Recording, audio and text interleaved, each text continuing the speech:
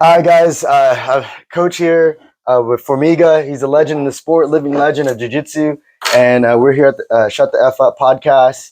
And I just wanted to get with Formiga today, and I know he's busy, so I appreciate his time. And Thank you, brother. thank you for doing this. It's my pleasure, bro. So we were just talking about gyms and competing and things like that, and we could talk about anything, but what I want to start before the competitions and what I'd rather talk about first is where you grew up, where you're from, where you were born, and how you got into jiu-jitsu. Cool. I'm from Brazil, Rio de Janeiro. I grew up in Brazil, Rio de Janeiro. I born until I moved to US in 2010. Jiu-jitsu became in my life like it's funny way. I always play soccer on the street with a couple friends. A guy named Márcio Assis, who is the owner from the gym. I start training. One day passed by and see always a bunch of kids, like maybe I was 9 years old or 10 years old, and a bunch of kids play soccer. And then he said, "Hey guys, you guys want ice cream?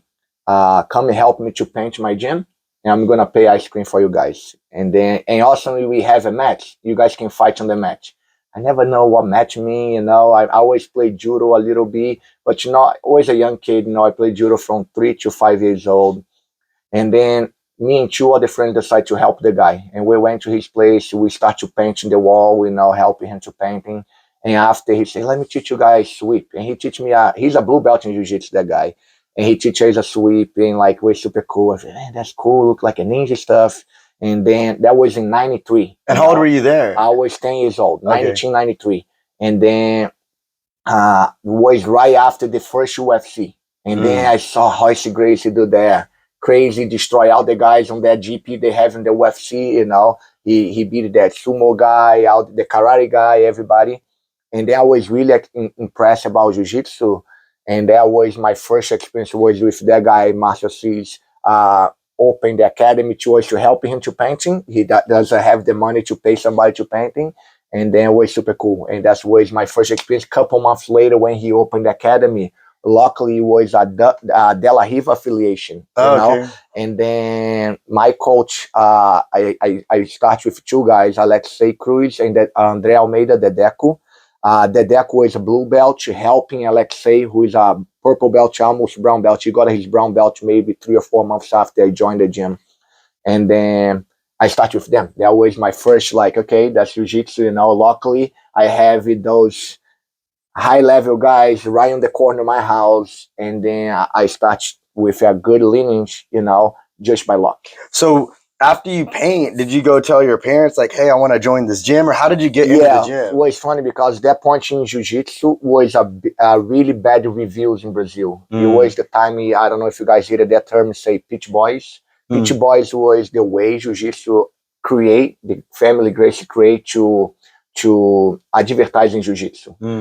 They have the tough guys, the pitch boys, the guys who is going to knock the gyms down and say, "Hey, you do karate? Let's fight. I'm gonna show jiu-jitsu." And they call them pitch boys? Pitch boys. Wow, yeah. why because that? like a pitch bull. Yeah. They say the pitch boys because they go fight to create the advertising for people see more jiu-jitsu and bring more business for jiu-jitsu. In that time it was huge. All the jiu-jitsu guys wanna fight to promote jiu-jitsu. So just like the pit bull dogs. Yes. These guys are just going. So I didn't know that. I thought people were coming to their academy to challenge them. They're going and knocking on doors and asking to fight people. They do both, and they fight on the street. It was crazy. That was crazy. Yeah, it was it's crazy. Kind of disrespectful. Exactly. I mean, if somebody came in right now and just said, "Hey, let me fight you," let me fucking punch you in the face, that's kind of disrespectful. Exactly that way. They I don't know exactly what I was a kid. I don't know exactly if they start a fight already or if they you wanna challenge me, you wanna see how good I am, and they fight. Have you ever had anybody do that? No. Okay. I mean, I did in New York. In New York, one guy walking, he's a Muay Thai guy, but he doesn't want to fight. He want to train with me, no gi. He said, I can beat you. I said, "Really? Let's try. Let's see." And it wasn't like a real fight. We just grapple for no gi, and that's the only time somebody challenged me was that time in New York. How did he do? He ended up tapping maybe 10 times. It was funny. He's a white belt kid in wrestling. I mean, he's a wrestling, but low division, and I wear black belt, high level competitor. It's a dumb mistake. Young kid, So the pit bull stuff is going on, or the pit boys stuff is going on. and then you talk to your parents, and so are they? Exactly. What And do my they mom think? would say, no, you're not gonna do that. That's no, I don't wanna see you fight in the street. No way. And then she put me to do capoeira. You know what capoeira? Yeah. Capoeira is Dance a fighting. Brazilian, The exactly. Brazilian dance fighting. Yeah. Fight, exactly. Yeah, it's And more then, like an art. It's more like a because I know like at the high level when I've seen it on videos and stuff, and I met people that explain it to me. The best capoeira artists, they're not trying to hit each other. They get so close to hit, exactly. but they don't hit. Yes. But it's like a beautiful art, like dancing and Yes. acrobatics. Exactly. But they're not actually hitting. No. Yeah, they're practicing. They never hit. They have some place they really fight like a Muay Thai or kickboxing, but most of the place is just a dance. Just a dance, right? Yeah. And they're always doing capoeira in that place. Mm. And the owner, Marcinho, Márcio, he keep asking me, hey, Formiga, why? That time my nickname wasn't Formiga. It's Rafael, why you don't do jiu-jitsu, you know? I said, man, my mom doesn't allow me to do it. Until one of my mom's friend joined the gym and started to do jiu-jitsu. His name is Mauro. And Mauro asked him, hey, Formiga, you know what? Come, I'm gonna borrow my gis. And he bring one his gi. He's adult. So I always have like a huge gi. And I did another class with a gi. First time, it was me and my brother. And then for 1 month, we training underneath the table. We pay for capoeira, and then you do jiu-jitsu. And one day my mom show up to watch the class. And how old were you then? Like 10? I was 10. Wow. At that point, almost 10, almost 11. And then, like for 2 or 3 months, we did capoeira, and she doesn't know. We did jiu-jitsu, and she doesn't know. Wow. And then one day she show up, and she was super mad. Like we got in trouble for maybe a few days, you know. And we explained for her, listen, we're not gonna fight, and we make a deal. If we fight, we're gonna be out from jiu-jitsu, you know. And that was when we started doing just jiu-jitsu. So what did your dad think? Did he not care? My mom and my daddy was divorced when I was 3 years old. My dad is living in another state. He doesn't know about. He just heard about when we already doing jiu-jitsu. No, he doesn't care. I mean, he asked for us to do a sport, you know. Right. My mom and my daddy both always said like, you can do whatever you want, but you guys need to do at least one sport, you know, to be healthy, grow up healthy, you know. That's and good. My mom asked us to do any martial art because she's a single mom, and she's what about us understand how to defend ourselves, you know. That's why me and my brother, we did jiu-jitsu since that time, and my sister used to do judo, you know. She did judo for a long time too. Yeah. So it's 93, you start doing jiu-jitsu, you start training 2 or 3 months. Your mom finds out later that you guys were sneaking and doing jiu-jitsu. Yep. So where do you go from there? And then after she's okay with, you know, I start to be on the gym all day, because that time they don't have many classes. Not like now we have beginners, advanced, kids, adults, you know. That time you used to have 2 classes, both for adults. One about like 4 o'clock, you know, that for people who is leave the job early, and another one about 7 or 8 o'clock, really late, for people who is working until late and they can show up.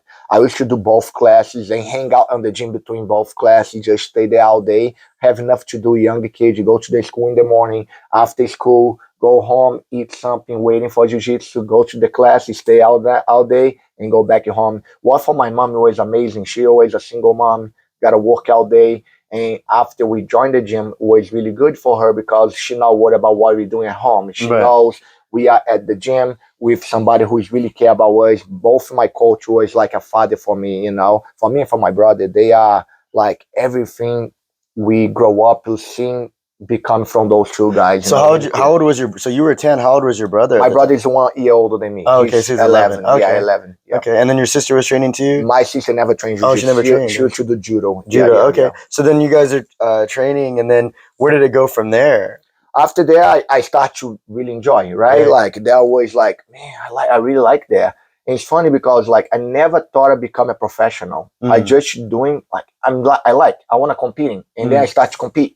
And then after the first competition, I lost. I want to do another one, and I lost again. And then I lose maybe 4 competition before I finally win my first match. I was the same way. Yeah, I was the exact same way. And then it's funny because people like, man, I thought you're gonna stop because you lose 4 matches, you know, one after the other. Say, man, I just love that, you know, like you're learning. Yeah, exactly. Losing making me want to go back in the gym the next day, try to fix all the mistakes and work really well. And of course, the feeling after you got the medal, the gold medal, is unbelievable. Yeah. That was the thing like, oh, I want this every day, you know. But like just to compete for myself is amazing. Like that's what keep it. Mostly people ask me now, Formiga, why are you still competing? Because I love the feeling to be on the match. Doesn't matter win or lose, you know. People who know me see I competing. Doesn't matter if you have a high level guy in my division or nobody in my division, I will be there, you know, Right. like because I really enjoy competition, you know. That's I think the most thing to motivate me to keep training, keep coming on the gym every day and do my best. So after you trained there for a while, where did you go from there? What's it like? So now you're like 10 and then you train there to what, you're 13, 15? Yeah, I train with the same guy for my whole life. Okay, Oh, was wow. under Dedeco and Alexei for my whole life. I never change academies. What happened? I still train Dedeco and Alexei. They move academy a couple times for different locations. I just follow them wherever they go. You know, I keep follow. The first was like no joke. I walking maybe 2 minutes to be on the gym, like right on the corner of my house. And then the second academy become a little bit farther. And I was 12 years old. I got to ride my bike, you know, go with my bike until the gym. And that's probably 15 minutes ride, you know. And then I keep following wherever they go. And then I start to get my series, you know, like finally get a sponsor, you know, by Atama first. My first sponsor was Atama. Dedeco and Alexei hooked me up with them. They start to just give me a gigs, you know. Oh, that's good. That time was a really small, Atama was a small company. And funny is the owner from the Atama, his son trained with us. He's my friend. You know, he's okay. like same age. I think Marcelo, he's the owner now. He's probably around like maybe 1 year older than me. Maybe So how old are you now? I'm 40. He's Okay. probably 41, 42. Okay. I think he's 1 or 2 years older than me. And we are close friends, you know. And then we grow up together. It's funny, they see me on the gym, they want to help me, give me support. They give me 1 gear a year. That's nothing for them, right? Yeah. But for me, it was a big deal. Oh no, I'm a sponsor, you know. Yeah, sponsored athlete. I put a huge patch on my back just for people to see I'm a sponsor, you know. That's it's awesome, super man. cool, super cool. That is cool, man. And then from there, when did you start teaching? Okay. And then the Deco Move Academy, that point Alexei left. Alexei is from another state. He moved back to his state after 2 years I'm training. And then I stayed just with the Deco. That point the Deco is already purple or brown belt. I'm not recording exactly, but I think brown belt already. And then the Deco go for a big academy, big one. Like before was a little academy. We can just maybe 1,000 square feet match, maybe less than that, you know. And then he go for like a 3,000 square feet match, huge. And the guy asking him, "You need to be more professional. I need more timings, more instructors with you, more people." And then we move for the academy called America. Forget the name of the academy. Anyways, but the academy is a huge, and he start to offer like kids program, adults program, beginners, advanced, everything. And then I was the instructor helping him. I was yellow belt in that point.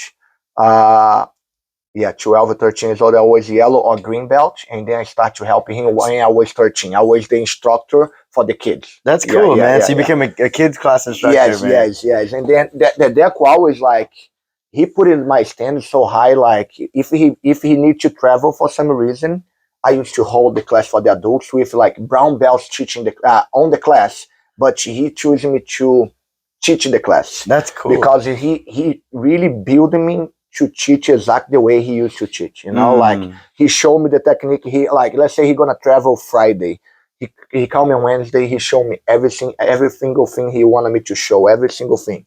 And then he go out there and then, okay, you're gonna show this technique exactly the way I'm telling you. I say, okay, cool. I just see exactly what he say, go there, teach exactly the way, you know. And that's good because like I was always super humble, you know. I never try to step over anybody, you know. And I keep telling the Deco, if some brown belt or purple belt, whatever, higher rank than me is in the gym, I'm gonna ask if they wanna just run the warm up. I show the technique because you show me the technique.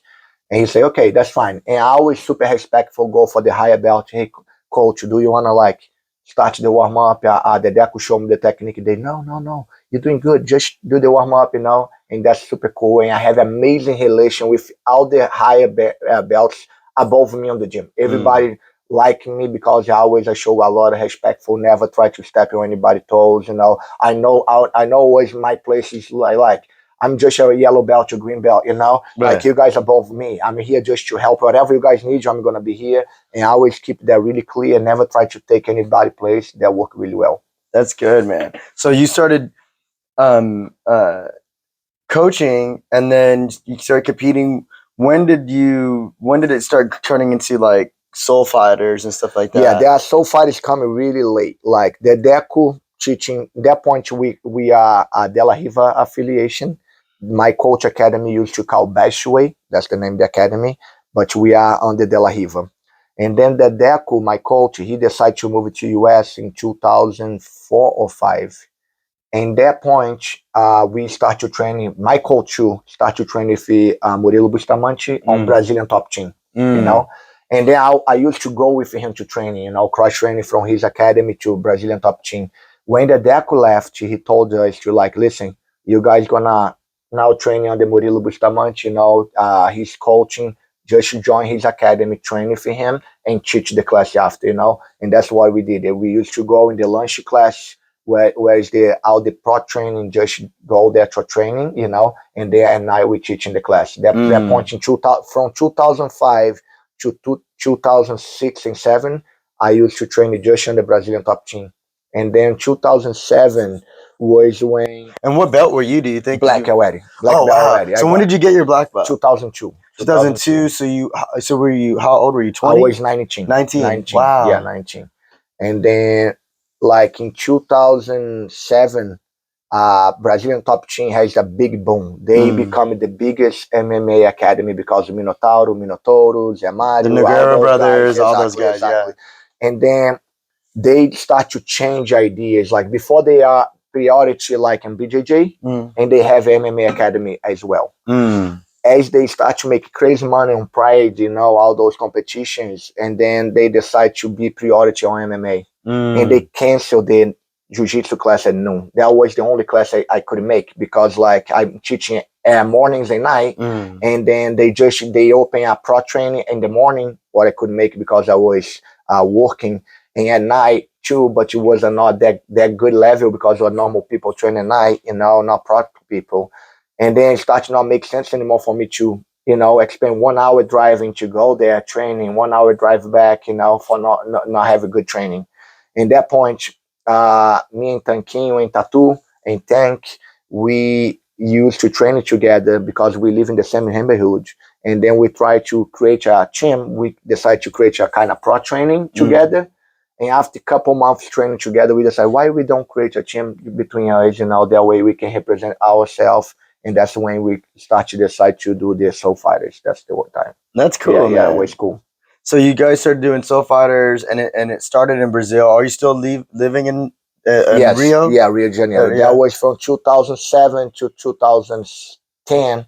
I was one of the leaders from Soul Fighters. Everybody living there, you know, training together every single day. And then 2010, I was the first one from the team to move to US. So back then, where you're from, because I know Jiu-Jitsu, when it came to the US, it still is one of the most expensive martial arts for people to compared to like karate or taekwondo. It's a lot.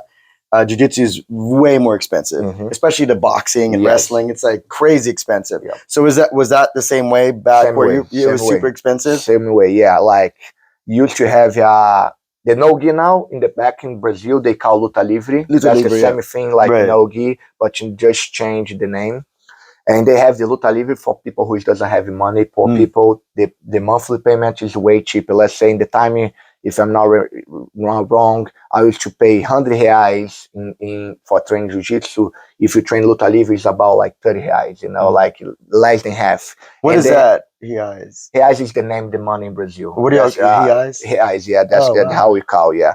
And then like the gi is super expensive, and no gi, you don't need to have a gi. You can wear any clothes, you know. And most of the people who doesn't have money, they start to do Luta Livre. So how could you afford it? My mom and my daddy always support me about. They like, and if you're thinking about the expensive, it was the monthly payment, right? The gi, I buy one for a year, you know, it's nothing crazy. One for a whole year. In Brazil, it's completely different. I used to have one gi. I use the gi every single day. until they start to rip. That Yeah. take most of the time, take about 8 months to 1 year, and then they rip that gi. I got a new one for my gift. Yeah, every year in my gift in my birthday, I get a gift cheese a gi. You know, that's from my cool. mom or grandma. You know, one of those two. I always give me. So you had a good support system. Yes, you had a really good support. So you weren't in any gangs, or you weren't like in the favelas.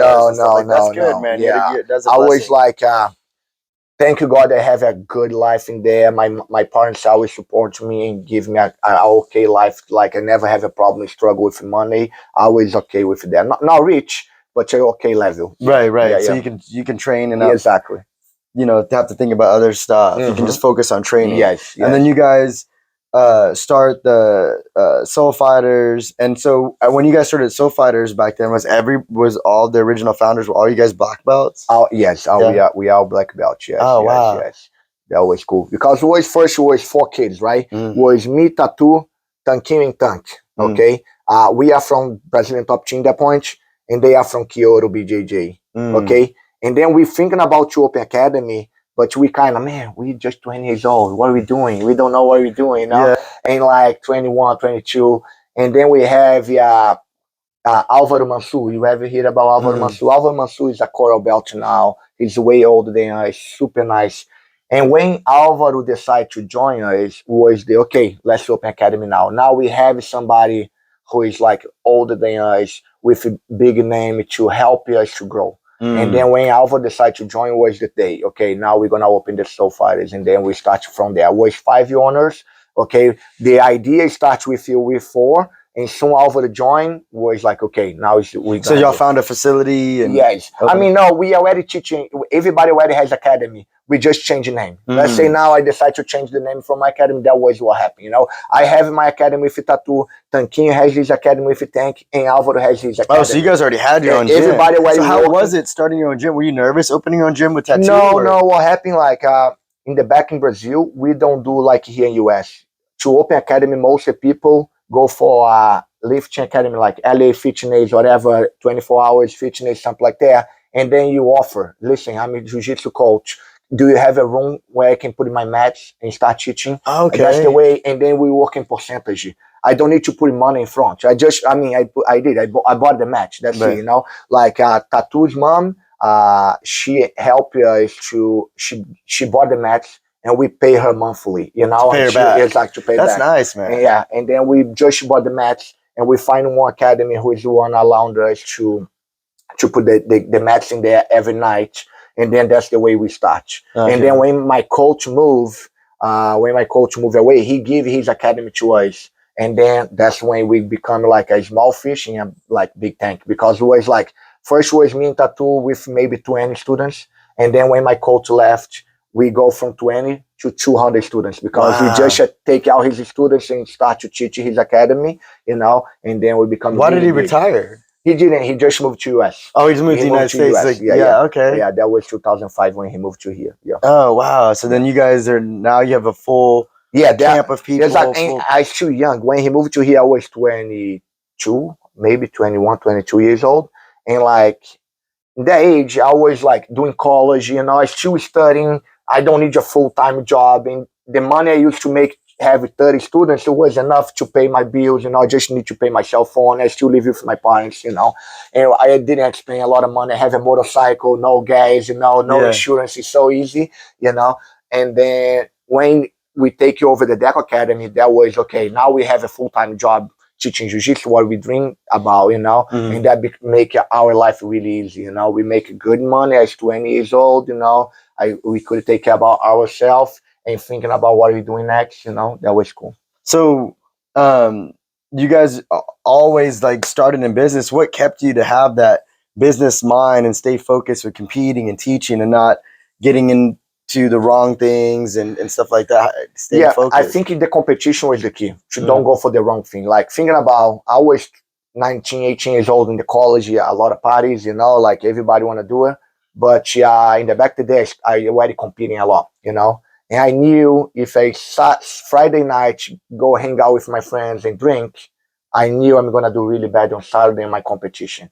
And the fact I was already competitive and dream to become a champion, you know, like wanna push hard and go, like that hold me a lot. I didn't party on my college. Maybe I did 5 years college. Maybe if I party twice or 3 times was a lot. You know, Wow. like was I Because you really, really wanted to perform well at your best. exactly. Because that's what people don't realize is like athletes. I don't care if it's MMA, boxing, jiu-jitsu. When you do your training camp, and you were competing a lot, you can feel it in training. If you drink too much and you train the next day, you're gonna feel it, and Right all there. your partners are gonna kick your ass, and they're gonna you're gonna feel like, wow, they're kicking my ass. I deserve to get my ass kicked because I didn't respect myself. Yep. To and also that turning, like, not for one day, that turning make you down for 3 or 4 days, right? Yes. And then when you catch up, you're gonna be Friday again, and then you're gonna do again, and that's like a cycle, right? You're never gonna feel 100% because you always like push yourself down. Yes. And that's making me decide to like, okay, I'm not gonna do anything, like no parties.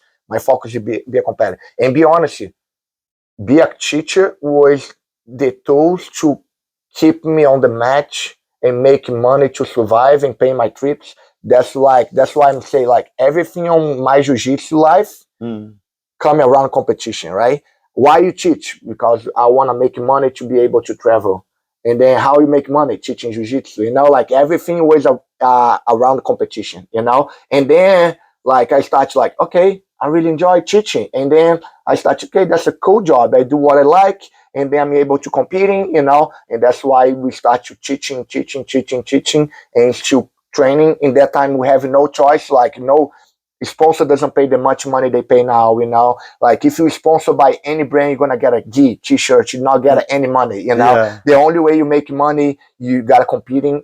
For competing, gotta be teaching or refereeing the competitions, you know. That's what I used to do. All the time I travel for competing, I was the referee, you know, do everything I'm supposed to make money and then be able to compete with that. Wow. Yeah. So you got to see different sides. You saw the business side, the coaching side, the competing side, the athlete side, the student side, and now the referee side. Yes. You know, you're seeing all the angles. And that's probably what makes you a great coach and a great competitor, because you know what everybody's doing, was going through their head. You've been there. Yep. You know, you've been there. And if you understand the rules better than anybody, it's going to help you win. 100%. And it's funny because inside the match, you can see even better. And you see, like, I was coaching any person I talk to, say name, Roger Gracie, I was reffing those guys, you know? Anyone, Saulo Ribeiro, Roger Gracie, Xande, whatever name so you were refereeing the greats. Exactly. I just the legends. Like, I'm inside the match, really watching them, you know, do whatever they need to do. Wow. And it's so nice because you can just see what they're doing, try to reapply later, you know, like, oh, that was so smart. The guy, we got to take it down. And he walk all the way to the edge of the match. And when the guy throw him, they throw outside. I just got an advantage. And you start like building on your mind. Now, if that happens for me, I'm going to do the same. And that really helped a lot. Yeah. That's cool, man. That's cool.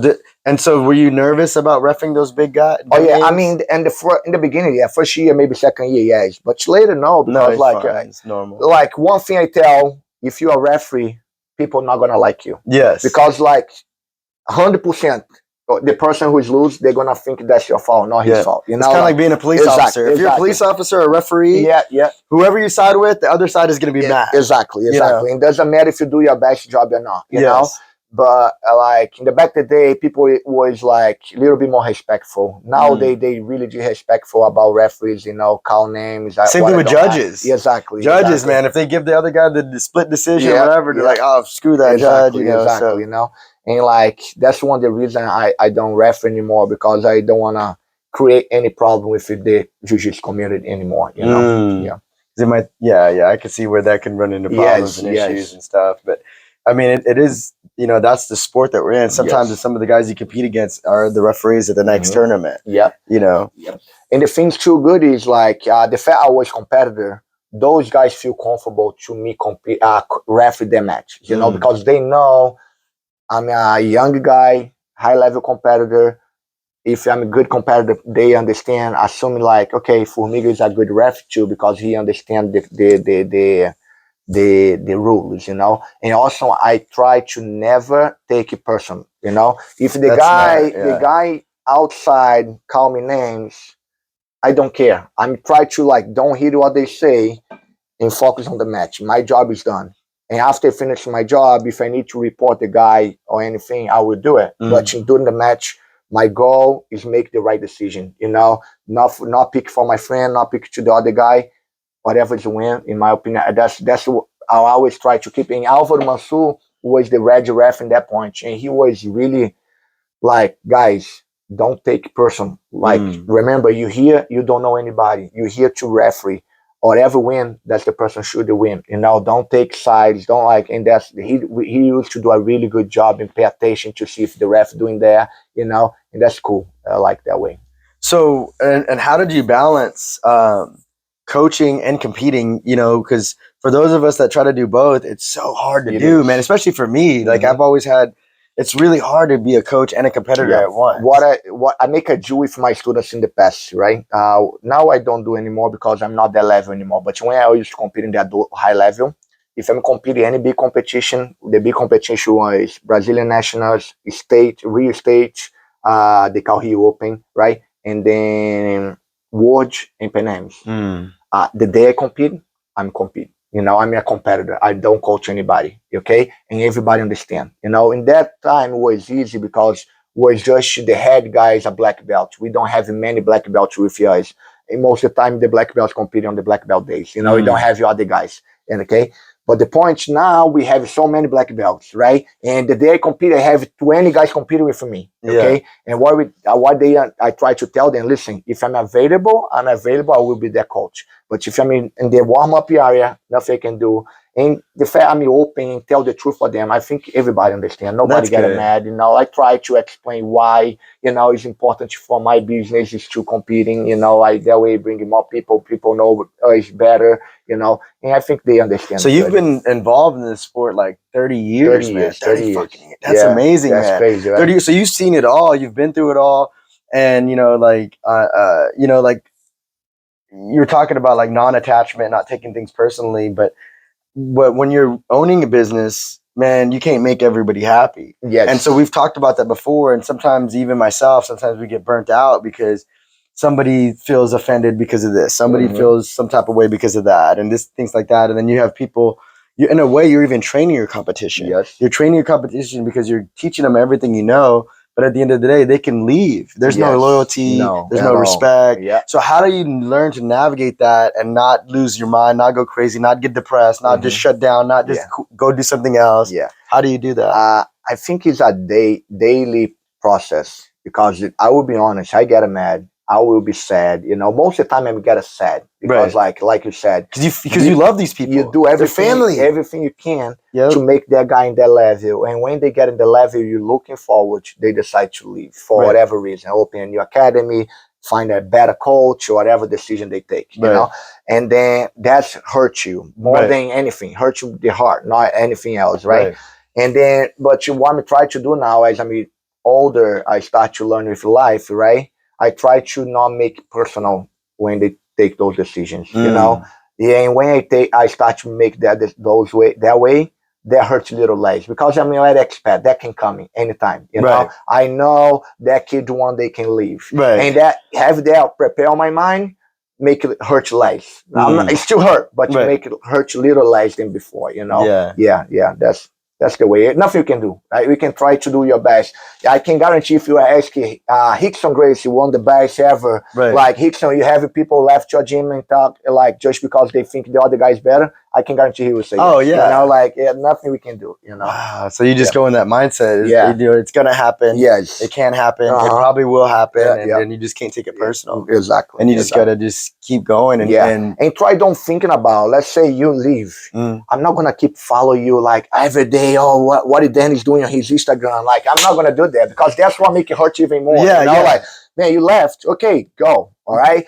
For a few weeks, I'm not gonna look for you. 1 month, I'm not gonna see your Instagram. Not just to calm down and find like, okay, now we cool again. And then like, I'm not telling I'm gonna delete you, but I'm gonna try not see what you're doing. That way, it doesn't hurt me that much. You know. That's so true, man. That's so true. And because you get so close to these people. It's like a second family. Yes. You know, or sometimes it's even a first family for some people because this is your family. I mean, you're spending days and hours and hours and hours with these people, creating these bonds. And then like for any reason they can leave, like you said, any excuse. And it's funny because I was in both sides, right? I'm going to talk a little story. That's cool. When Dedeco left to US, the second year he's in the US, I start to feel he left me alone. And that young kid like want attention, but I didn't know how hard it is to move to US. He worked in 3 different jobs. He was a jiu-jitsu coach, work on the gas station, and work on the Lowe's at night to replace the stock, right? The guy has three jobs, 1 kid, his wife to take care. You know, of course, he doesn't have time for his main instructor in Brazil, you know, like he doesn't have time. And always a young, like, oh, he doesn't like me anymore. And then we end up, you have a problem, you know? Oh, no. And because me just think about me. And right. now, as I'm old, and then we just stopped talking maybe for 6 months, a year, something like that. Never have a big problem. Just was always sad. Well, it was because you weren't communicating. Exactly. And that time we don't have FaceTime, we don't have nothing. Yes. You know, always like to talk with him is always email. You know, like it's super hard. You know, and then like I saw this both sides of the coin. I always the young guy who's thinking, oh, my coach doesn't like me. Fucking him, I'm gonna find another place to training. Right. And then later I say, man, always the guy I don't want to be. I don't want to have in my place. You know, and always the guy. You know, luckily I was like one day. I come to compete in 2006 in Pans-Ams, and he was there. And then I go towards to him to talk and say what I'm feeling. And he said, I'm sorry. And man, he break me down. When this time he said, I'm sorry, I didn't see that coming. I just too busy. And then when he explained what's reason, you know, I said, man, why I did that to you? You know, like I felt terrible, you know? And then the punch like, no, I'm sorry, coach. Like, and after that day we become family again, you know? Right. Like, but people do that. I mean, but athletes, students, your competitors, your fighters, they do think that. Yep. I did. You know, they because they don't realize you have wife, you have kids, you have jobs, you have business. You know, you might have another job outside of the gym, but in their mind, they're like, oh, well, coach is not paying attention to me. Coach doesn't care about me. Coach only cares about these other people. Coach is like neglecting me. But they don't tell you. They're just thinking this. And then they make themselves sad, they make themselves sick, and then so they leave and they don't explain to you. So it hurts you and you're like, what's happening? Yeah. And later too, like it's easy, like thinking about that. Those guys maybe show up in academies to visiting. And they are high level. The coach maybe needs a high level compared on the gym. They're gonna treat the guy like a king. Right. Hey, come here, man. He's a guest. You know, like for 1 day, it's easy to treat everybody. I want to see that every single day. You know, like you treat the guy like a king every single day, and that's the problem. Like I was at that point, I was training for Murilo Bustamante, who is treating me like a god. You know, like oh, Formiga one is my best athlete now, and they help me, and then after years, I just understand. Okay. That's exactly the same. Now Murilo is busy with the other students, you know. He cannot take care of me like he used to do it. And nothing against, just that's the life, you know. I do the same now. I like, okay, I need to treat all my students the same. I don't have the time to choose one guy and say, okay, I'm going to focus 100% that guy and fuck everybody else, you know. Like, that's what I want, you know. But, you know, I can't, you know. Like, and that's part of being a coach is dealing with all those emotions. Exactly. And then you come home and you got to deal with the emotions of your family. Exactly. And it's a crazy balance because you got your wife and your kids' emotions to deal with, and you got your coaches, your staff, your students, everybody. You're just balancing, juggling dealing with emotions, man. It's hard.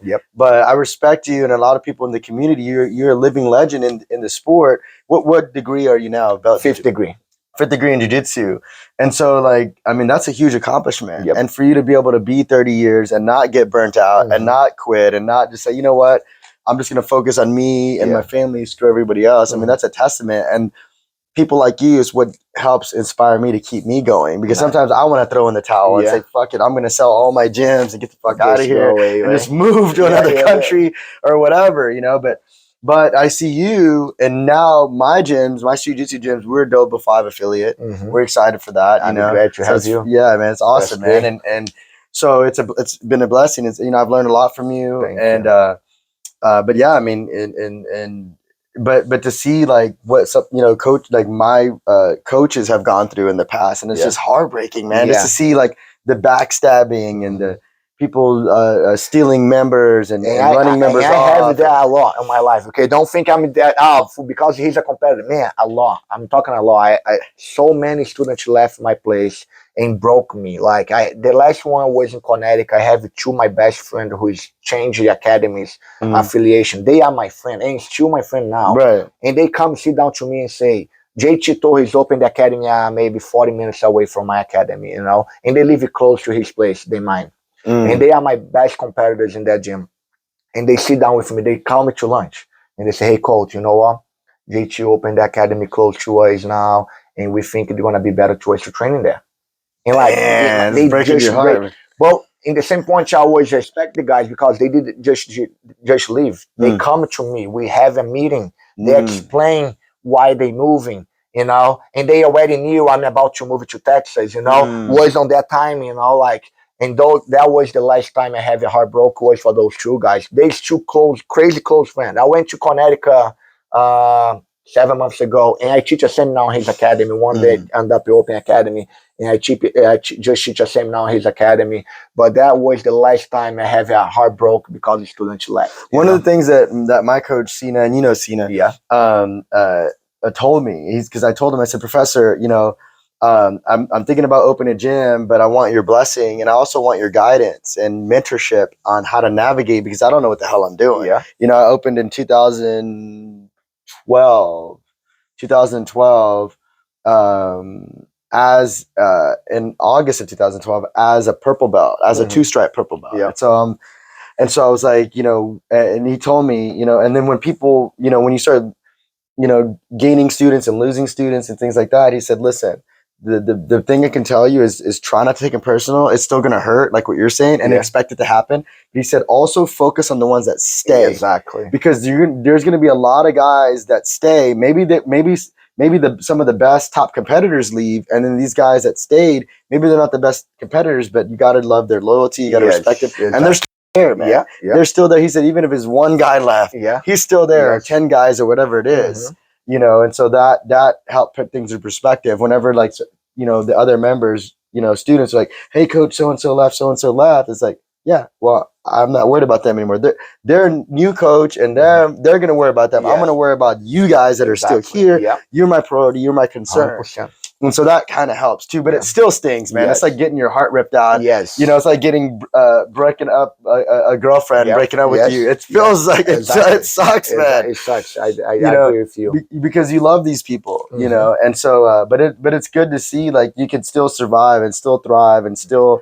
If you see, I never see academy broke because somebody left. Right. You know, like, just thinking about that, it is painful, but I never see like, oh man, my academy broke because that guy left and take all my students. No, never hear about. No. They maybe, okay, they left, they take few students, but I'm growing again. You know, like, everybody can grow again. Like, that's not gonna hurt you forever. You know, gonna be painful for a few weeks, maybe a few months. You know, but after that, life is still going. You know, just keep going, do whatever you do your best. Should that don't happen again, try to learn with your mistake. Maybe it was your mistake, maybe not. You know, and just do your best for not happening again. And then you never know where life's gonna bring you back together. Yeah, exactly. That's why I say, like, don't fight. You know, like those two guys I'm talking about from Connecticut. One wanna move to Texas, and he already told me, hey, Formiga, if I move to Texas, I'm gonna live close to you. Oh, that's awesome, man. Because I never go towards him. I never talk bad about him. You never burn any bridges. Never. Like, he took his decision. He was respectful the way he told me everything, and I was super respectful. Like, that's your decision. I don't like, but cool. Go ahead, do whatever you want. And the fact we stay cool was great, because that way we still, like, have a good relation. That's why he's able to now, if he moves to Texas, he's gonna be here, if not go for any other place. So what brought you from Brazil to the United States? Okay, was a dream to live just about do jiu-jitsu, because in Brazil I have degree in physical education. Okay, I was personal training during the day and teach jiu-jitsu at night. Okay, I used to teach all day from 7 a.m. to 6 p.m. I was in the class, be a personal training until 6:30. I start teaching jiu-jitsu. I teach jiu-jitsu until 9 o'clock, and then go home. So that's what you went to college for, for personal training degree. Yes. Okay. Yeah. And then, like, and I didn't like, you know, I always never liked to be a personal trainer. Never was my thing. I did it because I wanted something relate with jiu-jitsu, but my dream was always leave just to do jiu-jitsu for, you know. In the beginning, I want to be just a competitor. And I understand in that point, in that time, it's impossible. Nobody was just a competitor. Everybody to be a competitor needs to teach in jiu-jitsu, somehow do jiu-jitsu to make money, you know. And then I realized that, and I learned, I was hard in the first couple years for me to be a full-time instructor and full-time competitor. After I learned that, taking me a couple years, and I started to do really well. Nice. Yeah. And so, like, talk about some of your biggest accomplishments in the sports, like medals or tournaments and things. Yeah, I think I got my black belt 2002. In 2002, I competed 3 months later. I competed the Brazilian Nationals, and I won the Brazilian Nationals. Nice. Was my first competition 3 months after I got my black belt. Was an amazing accomplishment for me because, like, the Brazilian Nationals in the back of the day was bigger than Pans-Ams. You know, was world first, and then Brazilian Nationals, and then Pans-Ams. You know, and then I was like big fan. And then that bring in my mind, okay, I got my black belt. I'm a legit. You know, when you get a belt, you never. I think my coach messed up. He should have hold me one more year, couple more years. You know. And then when I won that click, like, okay, I'm in there. I'm in that level. Yeah, okay? I belong here. Now I believe I'm a black belt to that level. You know, and that's why I say that competition was one of the most important competition because it was my click to see I'm a black belt level. You know, and after that. 2005 was the first time I placed in the World Adult Division. I got a third place, lost for the guy who's won at the World Championship. The World Champion by ref decision. You know, like, it was amazing. And then that was like, okay, I'm that guy. You know, now I'm in top 5 guys. You know, like, I was super happy. And then those 2 competitions was the most important. After that, I won a lot of competitions. I think I won every single Opens in US because I competed a lot from 2010 to 2015. I competed every single Open. Like, if you have the Open in Seattle, whatever place, Washington, I used to fly to go and compete. I won most of those Opens, my division Open class.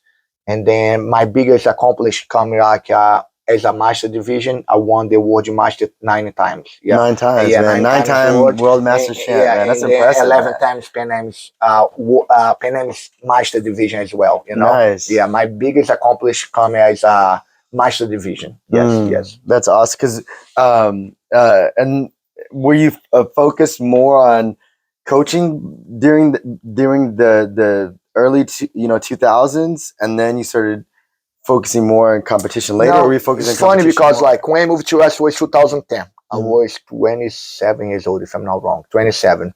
And it took me 4 years to building my guys. When I moved to Connecticut, it's just white belts, you know. My best training was a purple belt. What I used to do, my coach Dedeco, he living in Boston, 3 hours from Connecticut, right?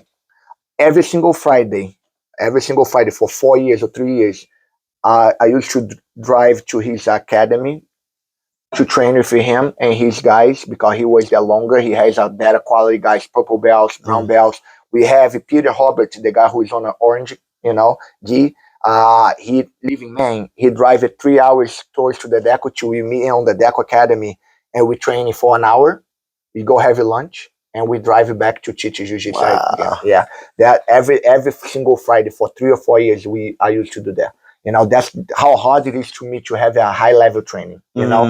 And then I think that's why it hurt me a little bit because I was in good level. I was still winning all the Opens, but when I go to the bigger one, Worlds and Pans-Ams, you know, I used to hit on the high names, you know? Like, I lost 1 year for JT Torres by 1 advantage. The other year I lost for Leandro Lowe by ref decision. The other year I ended up losing for Otávio de Souza by few advantage or 1 point, whatever, you know? Like, I was in there, but the fact I don't have a high level training, I was in the plateau, you know? I could pass those guys because those guys training for a lot of high level. And when finally I got a good quality training, I went in Master Division, you know? And then I started competing more as a Master. I still compete in both.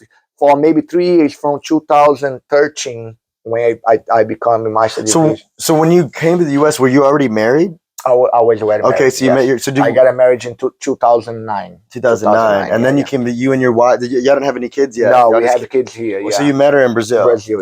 Okay. Yeah, and we got a kid here. First kid was 2012. We were already here. So did you guys meet through jiu-jitsu or? not through jiu-jitsu, but she was a personal training in the same academy I used to work as a personal trainer. Okay. That's the way. And then I teach jiu-jitsu in the academy. And she started training after we meet, you know.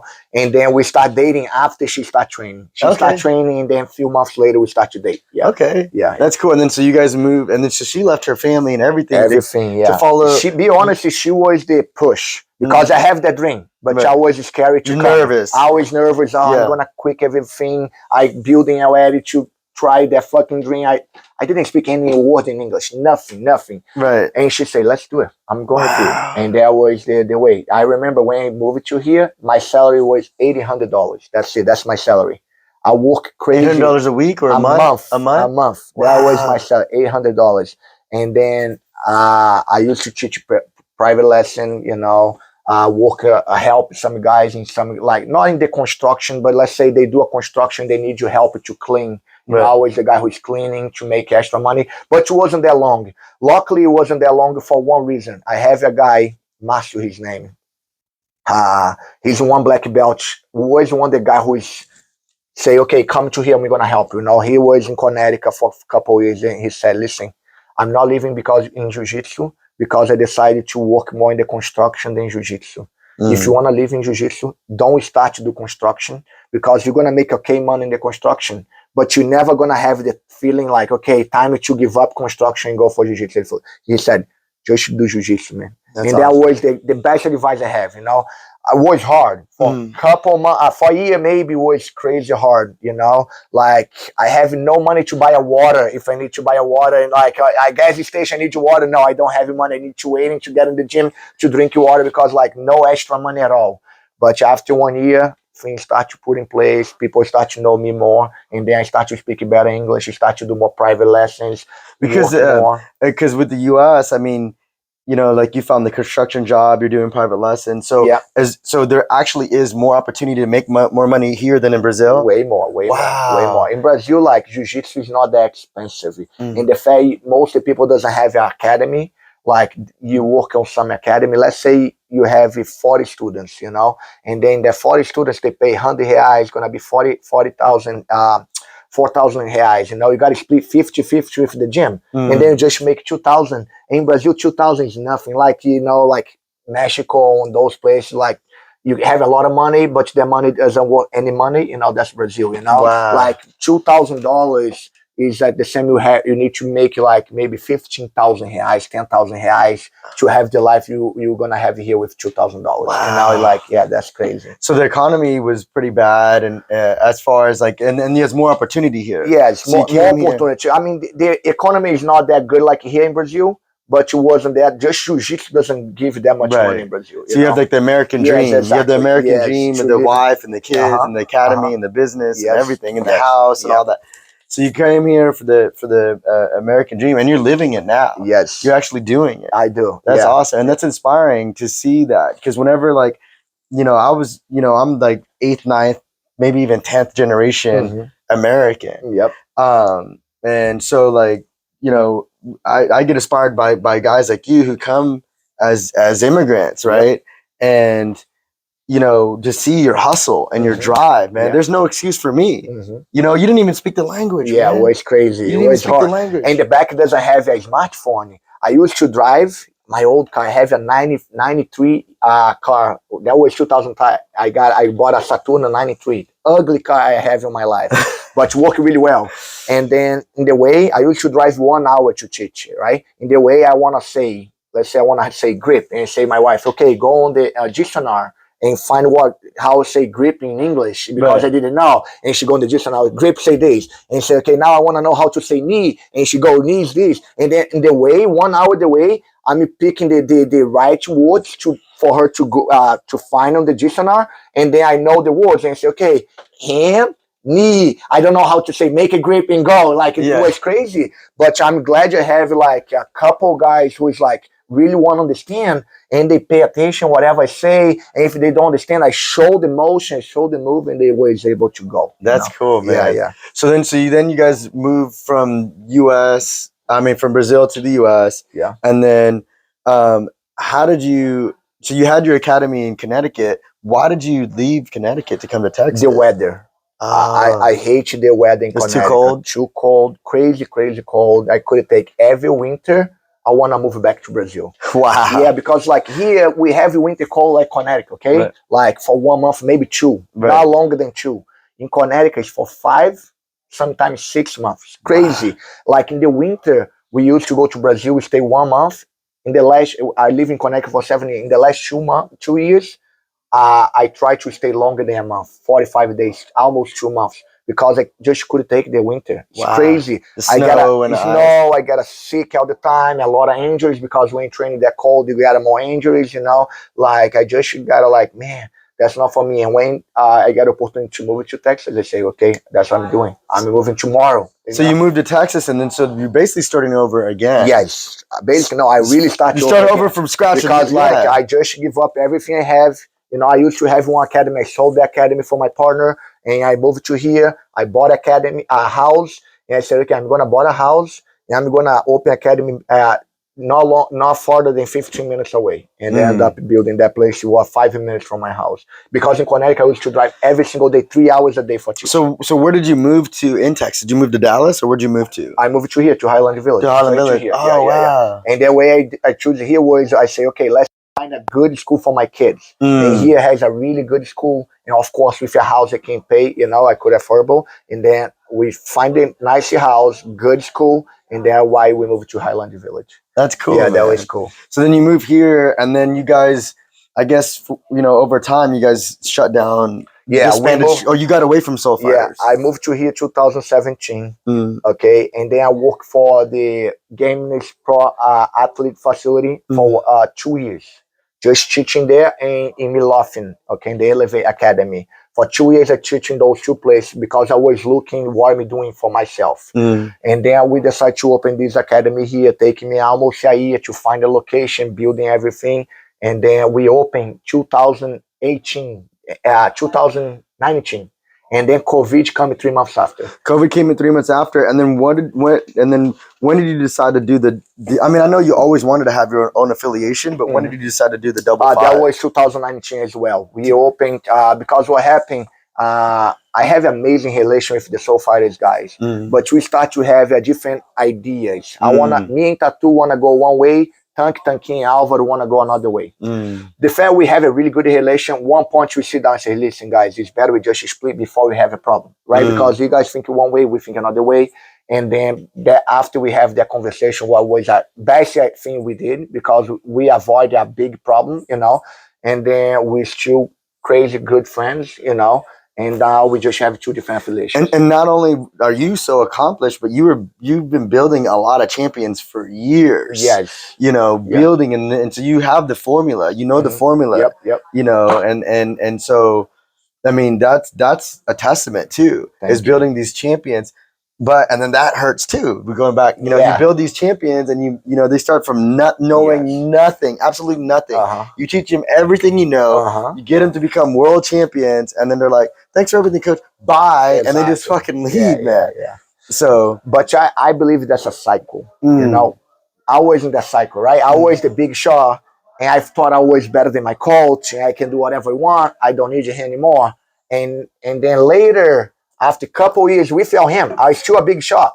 I said, man, I need that man. I need that man in my life back. Like, I need his back on my life. And I realized how big was my mess. And then I just got it back. Luckily, he was a super nice guy. He understand my dumb idea, probably because he did the same in the past. And that's what I see now. It's a cycle. Everything in life is a cycle. You see that repeat and repeat and repeat. And then they'll get it. Exactly. Like one day, one of my kids now will become a black belt. Will do the same on me. And later he will find out, oh, I did the same mistake Formiga did. I need to go back to talk to him again. And I'm going to be here. Yeah, it's just like a parent dealing with your kids. Exactly. Because everything you're telling your kids, no, you can't eat all this candy. It's going to make you sick. No, you can't stay up late. You have school tomorrow. And then he doesn't understand. No, and then when he gets older and he has his kids, he's, hey, Dad, you were right. I was being crazy. Exactly. And it's the same thing with jiu-jitsu. In jiu-jitsu, man, you learn a lot about life on the mat. Yes. You learn a lot about life, and it teaches you how to be able to deal with stuff and to be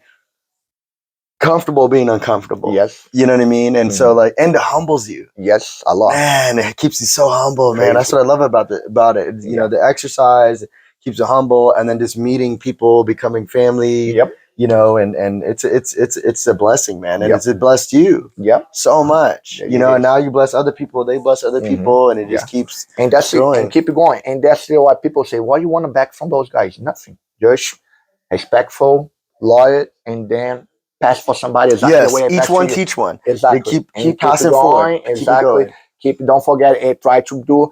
I do my best. If I'm doing something wrong, don't reapply my mistakes. You know, make sure you do your way, but keep it super respectful. You know, that's it. You know.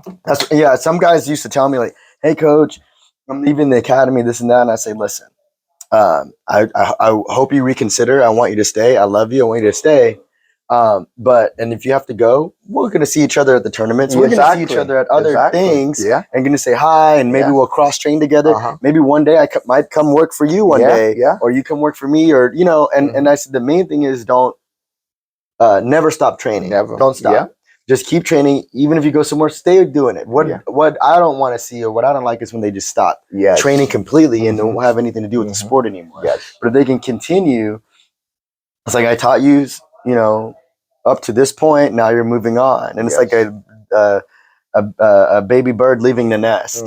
You know, and then it doesn't get as painful. It's still painful, but it doesn't get as painful, and you just keep going, man, and keep growing and spreading the love of the sport and teaching people the power of jiu-jitsu, the power of self-defense, the power of being empowered and all that. It's like a ministry, man. It's like a ministry. And you know, and so like I know you're a man of faith, you know, you're a believer in Jesus and all that. 100%. And so and I feel like jiu-jitsu is very spiritual too, man. You know? Yeah. And you do with people. I think everything you do with people, you need to try to understand people has different reactions, different actions, you know, and we cannot overreaction sometimes, you know, like I cannot expect you're going to think exactly the way I think. Right. And if you think different than me, I cannot be mad. Right. That's life, you know. Right. We don't agree with that. Okay. If the worst scenario, we're going to go in different directions, but we don't need to bad mouth about each other. We don't need to fight. We don't need okay, just go in your direction. So right now, how many affiliations does Double Five have? Okay, we have in USC, if I'm not wrong, 18 total. And in Brazil, we have about 40 something. Wow, yeah, in that's Brazil, awesome. We're big because like I said, when we split from Soul Fighters in Double Five, whatever person who is under me in tattoo, come with us. Whatever person, we didn't take anybody business. I didn't take anybody from Tanking, and they didn't take anybody from us. Was really cool. Okay, if you join the affiliation under Tanquinho and Tank, and Álvaro, stay with them. If you join the affiliation under me and Tattoo, stay with us. We didn't accept each other business, you know, and that's why we start big already because I already have those guys on there. And so I've had people ask me, what does Double Five mean? Double Five, 5-5 is the 50-50 is the area code to call Brazil. If you call international to US, you need to dial 1 first, right? That's the 1. In Brazil, it's 5-5. Okay. And we want to say something about Brazil and not say Brazil because was in 2019, if you remember, was when people started with their bullshit, in my opinion, American Jiu-Jitsu, Brazilian Jiu-Jitsu. In my opinion, we have Jiu-Jitsu, right? It's not American, not Brazilian, it's Jiu-Jitsu. And I don't want to say American or Brazilian in the name. That if you see my logo, it's Jiu-Jitsu, Double Five Jiu-Jitsu. And we have 5-5 because I just want something to people understand where it comes from. Comes from Brazil. That's it. You know, but I don't want to say Jiu-Jitsu in Brazil is better than American. I don't believe it at all. I think we have same level here in any other country. You just need to have a good coach. Whatever place you have a good coach, if you have a Jiu-Jitsu in China, if the coach is good, they can be better than us here. You know, like just take time. You know, that's it. Yeah, you got to, and as long as the students are willing to put in the time on the mat. Yes. All it is mat time. Exactly. What's the secret? How do I get better? Just keep showing up. Just, the more time you spend on the mat, the better you're going to be. 100%. You know, and then you see the guys that basically live on the mat. They're always the best. Most of the time. It doesn't matter the age or the belt or the size or anything. They just get so good, man. And the sport is growing so much. And everybody's getting so good. I see little kids doing stuff, and it's blowing my mind. They're training jiu-jitsu and stuff in these competitions. I'm like, I want to learn that move. Yeah. You know, and it's like they're just, it's exciting to see what the sport's going to be in 10, 20 years from now. Yeah. How great everybody's going to be at it, and how good everybody's And going to be I at wish one big company jumping on that boat. Like we're talking about Nike, Adidas, because potential we have, you Right. know, we just need one big company to jump in, start to give a good price, and make jiu-jitsu way big. Like let's talk about downhill. You know, downhill when you go bike downhill. Right. Man, how many people you know do downhill? Maybe one, maybe Right. nobody. Right. Like how many people know do jiu-jitsu? Thousands. Yes. You know? Thousands. Why the downhill? When you compete in downhill, you get like 50K for competing, you know, against 5 guys, and in jiu-jitsu you get nothing because downhill has a Red Bull, is a big company Sponsor. Yeah. Huge sponsor. In jiu-jitsu doesn't have any big company. Think like that. The day we have a huge company, Under Armour, whatever, it's coming. The day that one guy see the potential, he decide to join, gonna be huge. It's coming. Will be huge. I believe too. Because now with Fight TV and stuff like that, you could see like jiu-jitsu tournaments all the time, man. Exactly. And so it's growing, and there's jiu-jitsu academies everywhere. Back in the day, there was none in the United States, and now they're on every corner almost, and it's just going to keep growing and keep getting better. And the thing I like about it is they keep the integrity of the sport because it's always so tough. Yeah. Like, there's no like giving away belts and they're not watering it down. Yeah. You know, if you're giving away belts and you're watering it down, it's going to show at the competitions. Yep. It's going to show itself. You know, and so what are some of the biggest lessons that you think you learned from jiu-jitsu? Man, I apply everything I learned in jiu-jitsu in my life, you know, like be comfortable on uncomfortable situation, you know, understand people think different than you, you know. I apply, really, no joke, I apply every single thing happening on the match on my life, you know. I can have a lot of examples. Like, I think the most important example is like be calm on the bad positions, bad situations, you know. Like, I'm talking about real bad situation when I'm on bottom, people smashing me, and try to be calm and see some gaps to me to get away. And like, I have a problem in my life, I don't know what to do, I'm gonna be calm, waiting to see what I can go to figure it out. Exactly. Now, I believe that's the most important thing I learned in my life. Not panicking, not spasms, not like be crazy. And that translates really well for my life. You know, I think that's one of the best. And then did you ever get in, because you talked about you saw Gracie in UFC, in MMA. Did you ever do MMA yourself? Did you ever get into that? I thought about, I trained for 2 years MMA, but I never, that was a point like where MMA become huge in Brazil. I think it was 2002 or 3. And then I trained Muay Thai and Jiu-Jitsu for a long time. And then I did 2 Muay Thai fights. And then I ended up not doing the MMA because they not pay enough, you know. And funny was, one of my best friends, Tatu, he fought and he make like maybe $1,000, 1,000 reais prize, you know, because he won, you know. And the guy he beat, he punched the guy in the face, and he knocked out the guy tooth, you know. And the guy didn't make any money, and to fix the tooth was 7,000. Wow. I said, man, you know what? I'm not gonna do that shit. If I will make no money, I gotta put it from my pocket to fix my tooth, you know, like that's not for me. And I end up not competing, and then it was good because like I become really good in jiu-jitsu when the punch, everybody in my generation wanna do MMA, you know, and then I didn't focus on MMA. I could keep focused just on jiu-jitsu and make my jiu-jitsu even better, you know? Right. And so you always been a big fan of the gi, of training in the gi. Always. Why is that? I don't know. I think because my game is translate better for gi. Okay. You know, and I think that's because I train more gi. My academy was more gi competitors than no gi competitors. In the back of the day, we don't have many competitions, no gi too, you know. I competed in most of my no gi competition here in the US. You know? In Brazil, we don't have many competitions for no gi. And that's one thing. I mean, I respect both gi and no gi, and they're two different sports. Completely different sports. And you can have a guy who's a world champion in the gi, but you put him in no gi, he's like average. You can have a guy who's, you know, a world champion no gi, you put him in the gi, he's average. Exactly. You know, but you know what I like to tell people, I like to tell my students is like, you have a gi on right now. You have a hoodie. That's a gi jacket. Yeah. You have pants. Yeah. That's a gi pants. And that, you know, if I grab your hoodie, and it's gonna tear, but the gi won't tear, and you can keep training and keep get it. So I think they're both applicable for self-defense. I agree. You have a guy, you know, maybe you're grabbing his jacket or grabbing his hoodie, and now you use it to choke him or throw him. now it rips or he takes it off. Now you're in a no-gi fight. Yes. You know, so it's good for self-defense. Have you ever had to use your self-defense in public or no? Not really. Not really? Not really. I was really calm. I wasn't the guy who's like to fight, you know, like I was really calm. So you're really good at mental jiu-jitsu. Yes. That's the most important. Yes. That's what I tell my students. Yes. I mean, Yeah. I'm definitely like, I can control myself. I'm not exploding guy who is like, you're talking bullshit for me, I'm going to get up and try to fight.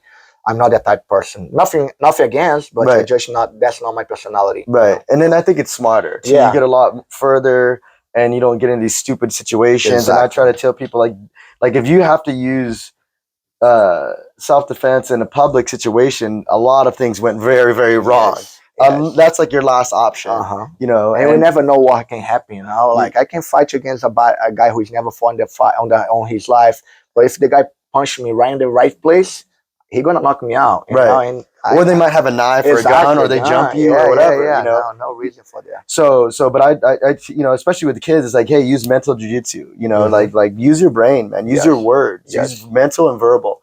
Figure it out, talk it out, diffuse the situation. You know, and that's it. And then you can. It's like a Jedi. Like I agree. Mind trick. You know. So, but yeah, I was wondering that. And what's some advice you would give a new person who's a brand new to jiu-jitsu, who's scared to try it or thinking about doing it? What's the best advice? Show up. Like that's the thing. Like I learned it via Jiu-Jitsu Honor Academy.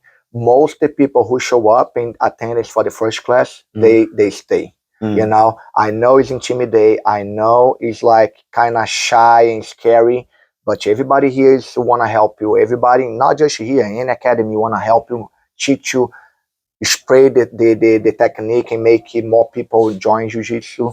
And if you don't do the first step, you're never gonna learn. You know, it's a community, so they know. Like if you take this beginner and you show him, it's gonna help you get better because you're teaching him what you know, and it helps. And one day that guy gonna. Let's use Rodrigo as an example. If you guys don't know, Rodrigo is my main instructor here in my academy. Rodrigo, when he started training, he was 6 years old or 7 years old. You know, already black belt, and he was a white belt, 6 years old, just start. You know, now he's matching me. Now we're talking about white belt who is beating the coach 20 years later. You know, like that's what happened. You know, like I help passing him, the torch. Exactly. Like his brother. Like his brother is my main partner, my best friend, tattoo. He was his first he follow us, you know, me and Tattoo promote him for all the belts, and he moved to West, he started training for me, and now he's my main partner, you know, like if we didn't help him in the past, I will not have him now. Like, he's a phenomenal coach, man. He's a great coach. That's what I'm talking about. Like I will help you because I know one day you can help me back. Right. You know, and also I want to help anyways. You know, that's my job, that's why you guys pay us, you know, like that's the way. That's awesome, man. And so, and then anybody like, you know, like that is wanting to, you know, get affiliation with Double Five. You know, what's the advantage with that? I mean, we are big association, but small. What does that mean? We make a noise, but we're still small. I think we're able to give you more attention, you know. We're gonna deal with the head coach. We don't deal with like somebody who's work for us, you know. And then like we're looking for quality, not for quantity, you know. Like I wanna make sure if you wanna join, before you join us, I wanna see your level. You know, I think that's the main thing for us, you know.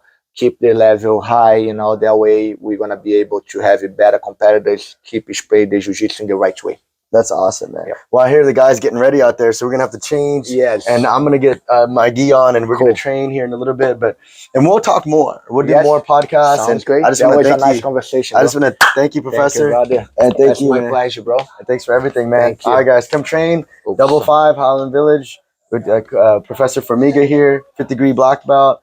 And also, if you have a gym, you want to be affiliated, I'm going to put Professor Formiga's contact information in the description. Reach out to him, and he's looking for more affiliations, and let's grow. Let's do this. Oos. Thank you, guys. Oos.